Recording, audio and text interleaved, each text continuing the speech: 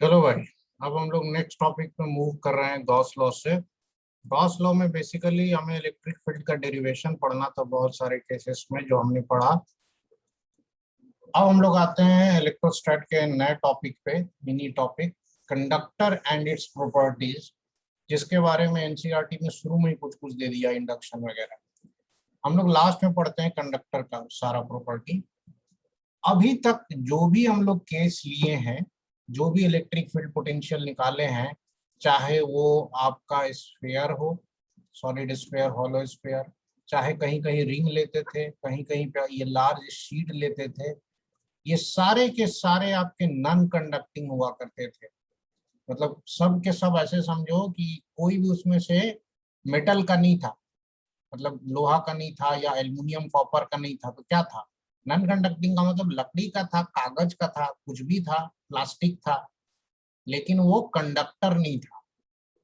तो non conducting body पे भी चार्ज तो आराम से दिया ही जा सकता है, क्या दिक्कत है? जैसे अगर ये रिंग लिया तो इस पे चार्ज इस पे चिपका दिया जाता है, एक तरह से समझो तो। जैसे बचपन में कभी आर्ट एंड क्राफ्ट में किए होगे कि रिंग के ऊपर जो है ना गोंद लगा करके और इसको बालू में थोड़ा सा दबाओ तो बालू इस पे चिपक जाता है कि नहीं। ये उसी तरीके से चार्ज किया जाता है नॉन कंडक्टिंग बॉडी को। तो अभी तक हम लोग जो कुछ भी पढ़े सब कुछ नॉन कंडक्टिंग बॉडी के लिए था। अब हम लोग कंडक्टर के लिए अलग से पढ़ेंगे कि कंडक्टर के सवालों को कैसे डील करते हैं। तो कंडक्टर का मतलब क्या होता है? कंडक्टर का मतलब एक ऐसा body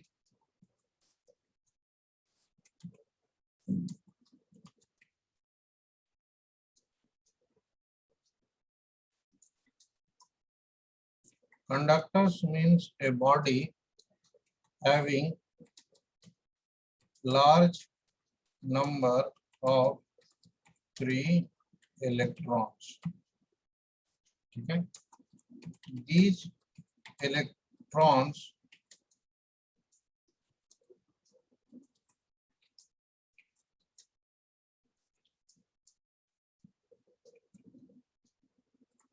can move inside the conductor freely। ठीक है, पहली बात तो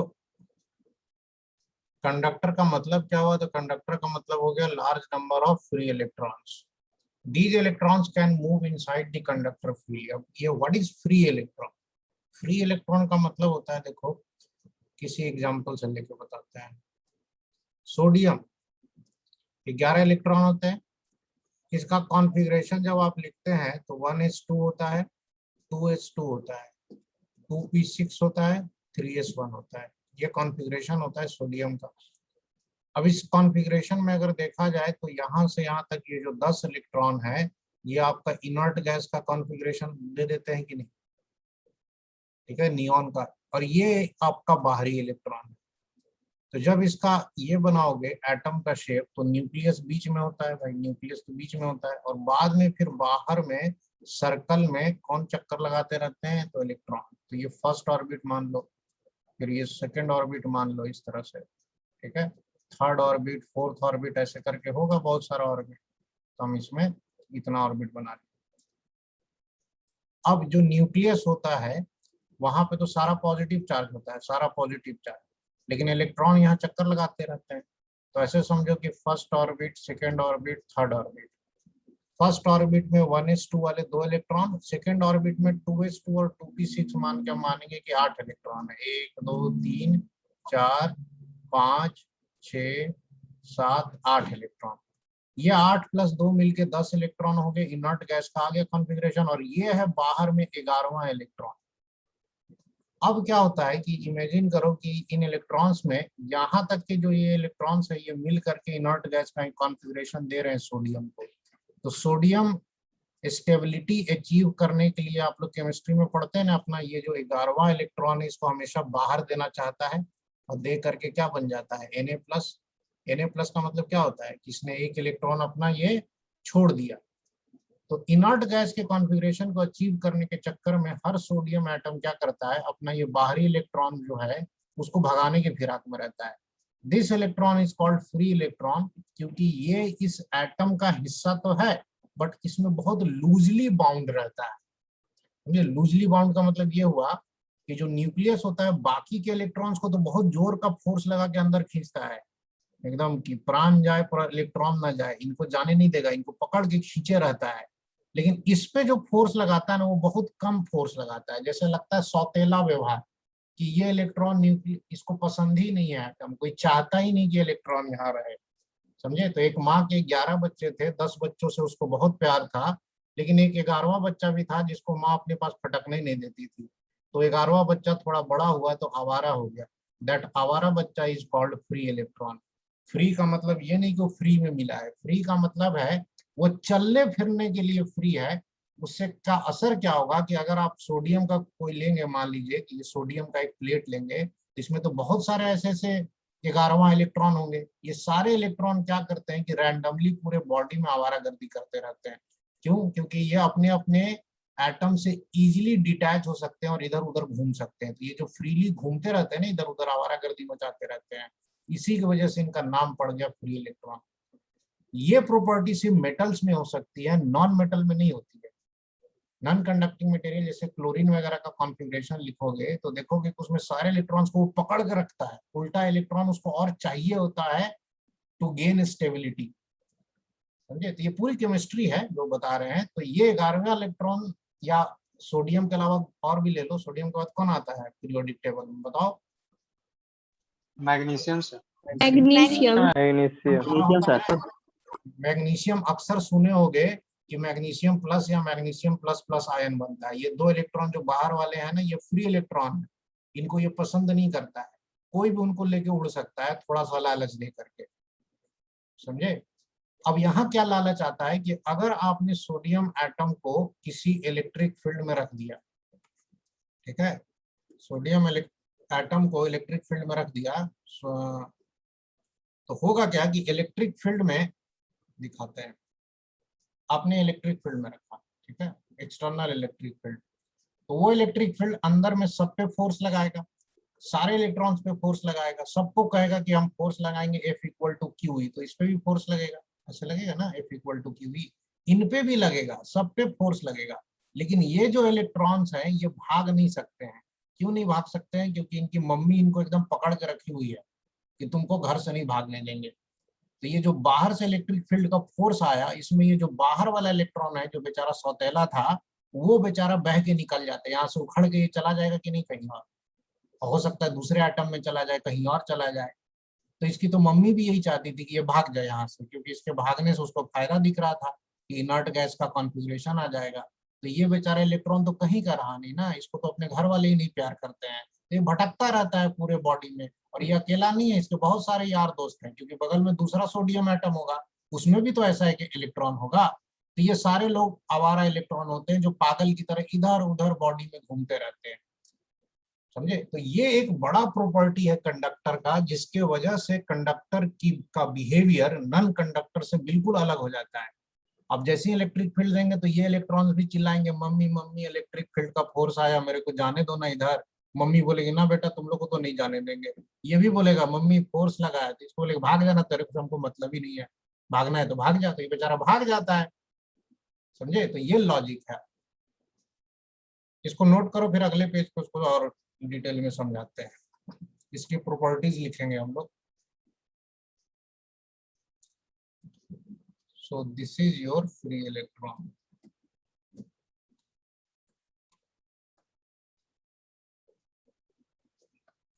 ये सब पे फोर्स लगा, लेकिन अंदर वाले जो है वो बेचारे भाग नहीं पाते हैं, बाहर वाला भाग जाता है।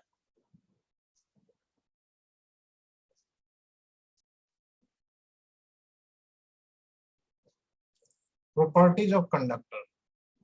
फर्स्ट प्रॉपर्टी क्या है कि चार्ज ऑलवेज, सर थोड़ा सा बैक करिए ना। resides on the, रुक जा, outer surface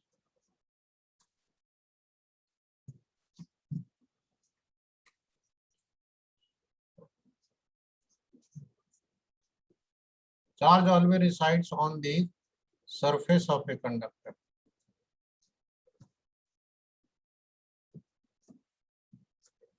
चलो लिखो पीछे वाला, क्या इसमें छूट गया, ये मत लिखने का।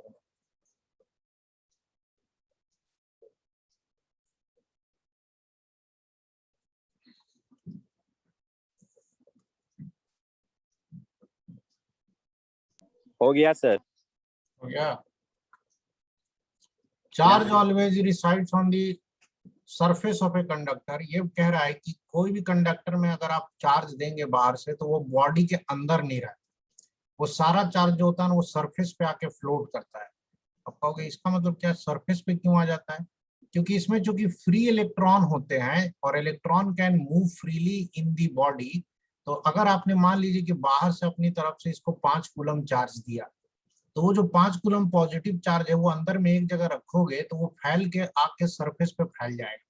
क्यों? क्योंकि सारा पॉजिटिव चार्ज एक दूसरे से क्या करता है, रिपेल करता है। रिपल्शन की वजह से एक दूसरे से दूर भागेगा। मैक्सिमम कितना दूर भाग सकता है? सरफेस तक। अब सरफेस के बाहर तो नहीं निकल पाएगा। तो ये एक पहली प्रॉपर्टी है।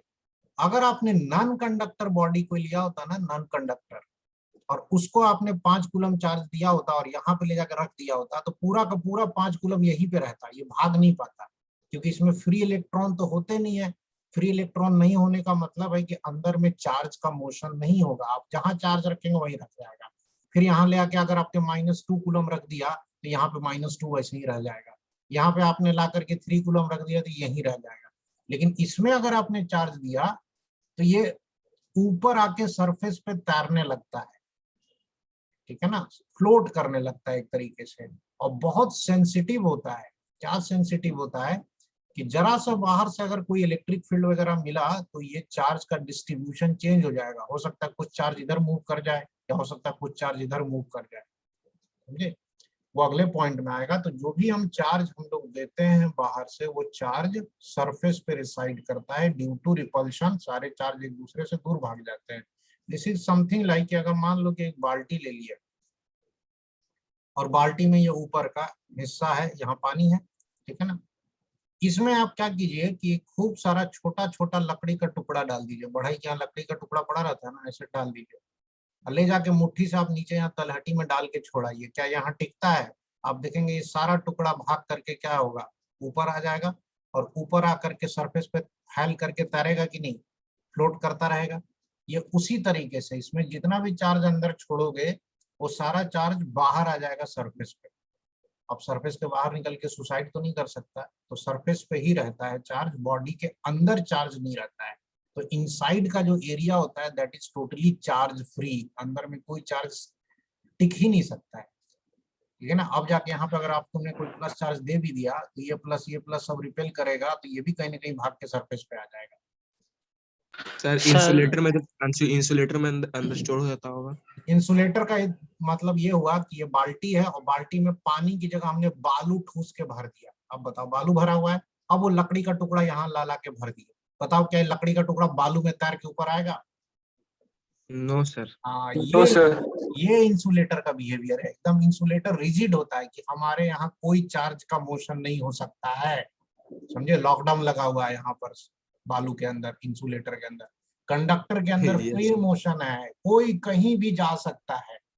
तो कोई कहीं भी जा सकता है, तो ऐसा समझो जब आजादी दे दोगे और सब आजाद होगी भाग जाओ, तो सब भाग भाग के बाउंड्री पे चला जाएगा। अब भाई बाउंड्री के बाहर नहीं जा सकता, नहीं तो बस चलता तो ये बाउंड्री के बाहर कूद कूद के सब कहीं और चला जाता है ड्यू टू रिपल्शन, क्योंकि सारे पॉजिटिव सर कंडक्टर के अंदर निगेटिव चार्ज भी तो होता होगा ना?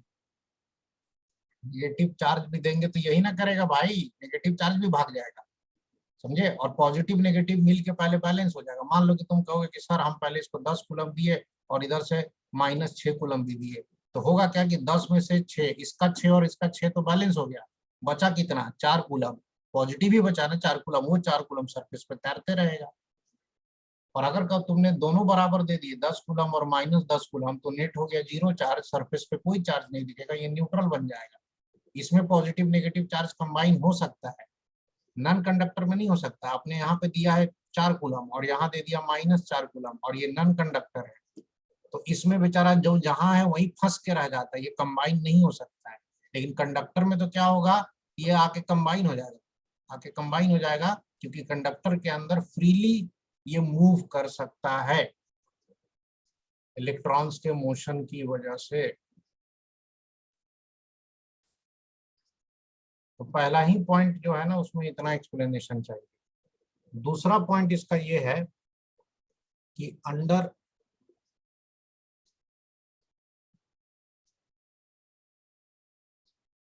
इलेक्ट्रोस्टैटिक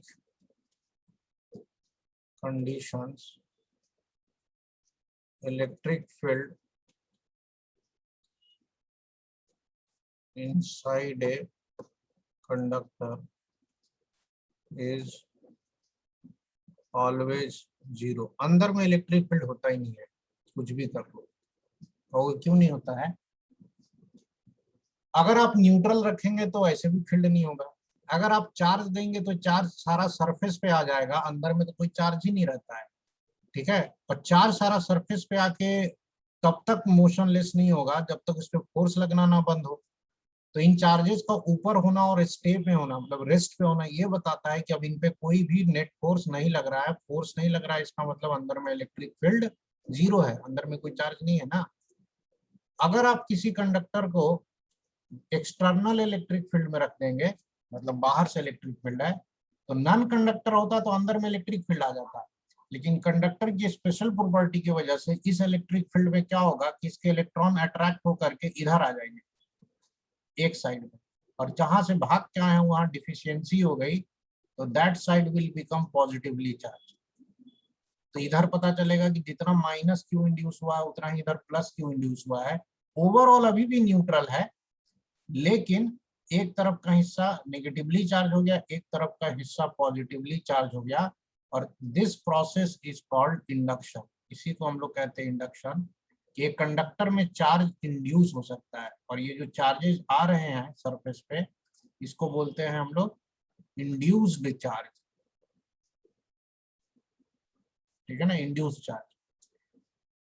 नॉन कंडक्टर में ये इंडक्शन नहीं होता है। तो होता क्या है कि आपने इलेक्ट्रिक फील्ड तो दे दिया, तो कायदे से अब अंदर में किसी भी पॉइंट पे जाएंगे तो ये जो बाहर वाला इलेक्ट्रिक फील्ड है वो होगा, लेकिन उसको कैंसिल कर देता है ये जो इंड्यूस चार्ज हुआ है ना, इसका इलेक्ट्रिक फील्ड इसके अपोजिट आता है और वो उसको कैंसिल कर देता है।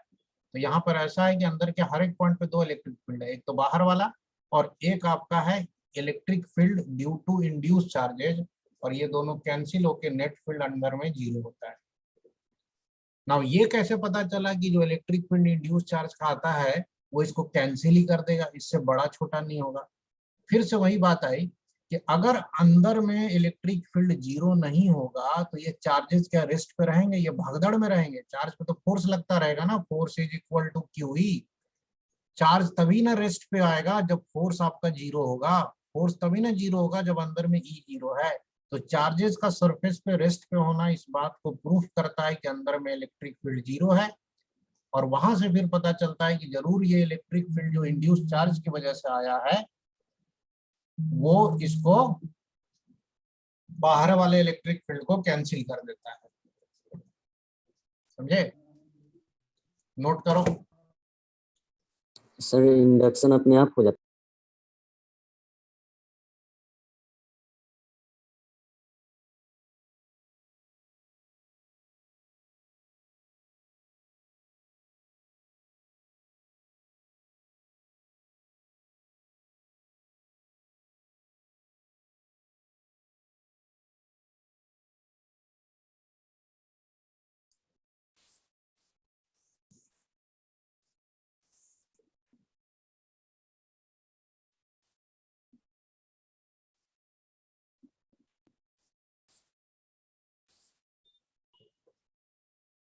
अभी हम लोग सेकंड पॉइंट को ही और कंटिन्यू करेंगे, इसको समझने की जरूरत है। मान लीजिए कि ये कंडक्टर है और ये न्यूट्रल है, हमने बाहर से कोई चार्ज नहीं दिया है, अभी इस पे कोई चार्ज इंड्यूस नहीं होगा, लेकिन जैसे ही इलेक्ट्रिक फील्ड दोगे चार्ज इंड्यूस हो जाएगा, ठीक है। तो इलेक्ट्रिक फील्ड देने के बजाय हमने क्या किया कि यहाँ पर एक क्यू चार्ज रख दिया। अब मजा देखना, क्यू चार्ज जैसे ही रखे कहीं से लेके आया अचानक।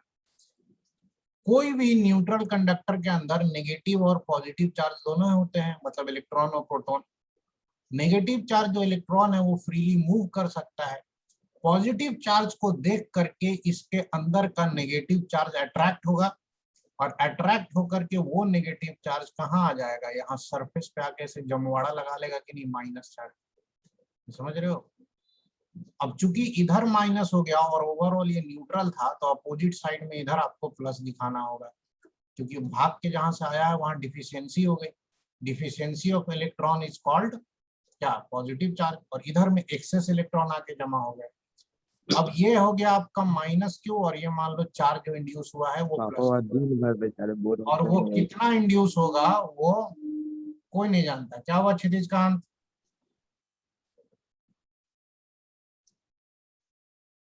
तो कितना इंड्यूस होगा चार्ज ये किसी को नहीं पता रहता, लेकिन ये कंफर्म है कि चार्ज इंड्यूस होगा। ठीक है, ये अभिषेक कुमार कौन है जी? अब इस चार्ज को अगर आप नजदीक या दूर ले जाएंगे तो देखेंगे कि यहाँ जो अमाउंट ऑफ इंड्यूस चार्ज है ना वो घटता बढ़ता है। ठीक है ना? अगर ये चार्ज नजदीक आएगा तो यहाँ और चार्ज इंड्यूस हो जाता है, जितना यहाँ चार्ज होगा उतना इधर भी होगा। नेट इलेक्ट्रिक फील्ड अंदर में अभी भी 0 है, क्योंकि मान लीजिए कि इस चार्ज की वजह से आप कहेंगे कि सर यहाँ तो अंदर में किसी पॉइंट पर इलेक्ट्रिक फील्ड आना चाहिए, KQ/R²। बिल्कुल आना चाहिए, इसके वजह से आएगा। देखो मान लो कि ये पॉइंट लिया तो इलेक्ट्रिक फील्ड आया ड्यू टू चार्ज, लेकिन ये जो प्लस चार्ज इंड्यूस हुआ और ये माइनस, ये अपोजिट डायरेक्शन में इलेक्ट्रिक फील्ड दे देगा और एग्जैक्टली E के बराबर देगा, ताकि दोनों मिला के अंदर में 0 हो जाए। ठीक है, क्योंकि ये चार्जेस तभी रुकेंगे या तभी रेस्ट पे रहेंगे जब अंदर में इलेक्ट्रिक फील्ड 0 हो, क्योंकि अगर अंदर इलेक्ट्रिक फील्ड रहेगा तो भगदड़ मचा रहेगा, सारे चार्ज इधर उधर भाग रहे होंगे क्योंकि उन पर लगातार फोर्स लग रहा होगा। ठीक है ना? तो चार्जेस अपने आप इस तरह का कॉन्फ़िगरेशन बना लेते हैं ताकि अंदर में इलेक्ट्रिक फील्ड 0 हो जाए। अब इस Q को यहाँ से रिमूव कर दोगे वापस कि हम हटा लिए Q, तो ये जितना नेगेटिव चार्ज और ये पॉजिटिव चार्ज है जो भाग के ऐसे बढ़ गया था, ये नेगेटिव चार्ज अंदर चला जाएगा, पॉजिटिव चार्ज अंदर आके कंबाइन होके वापस एकदम 0 हो जाएगा, न्यूट्रल। पहले भी न्यूट्रल था लेकिन इंड्यूस चार्ज था, अब उसमें इंड्यूस चार्ज नहीं दिखेगा। दिस इज समथिंग लाइक कि यहाँ पर कोई मदारी जो है ना खेल दिखाने आया, तो घर में जितने बच्चे थे ना वो नेगेटिव चार्ज थे, बच्चे आके घर के बाउंड्री पे लाइन लगा के देख रहे हैं, उनको बाउंड्री से बाहर जाना अलाउड नहीं है, तो सब यहाँ भीड़ लगा दिए। जब तक मदारी यहाँ बंदर नचा रहा है सब यहाँ पे बड़ भीड़ लगाए हुए हैं, घर में बड़े बुजुर्ग पीछे में बैठे हुए हैं, उनको नहीं मतलब है। लेकिन जैसी मदारी खेल दिखा के चला गया, सारे बच्चे बोले कि अरे खेल खत्म हो गया, चलो भाई घर में वापस चलो, सब वापस आ गए, नेगेटिव पॉजिटिव मिल करके फिर से पहले जैसा एकदम न्यूट्रल बॉडी हो गया। समझ में आया लॉजिक?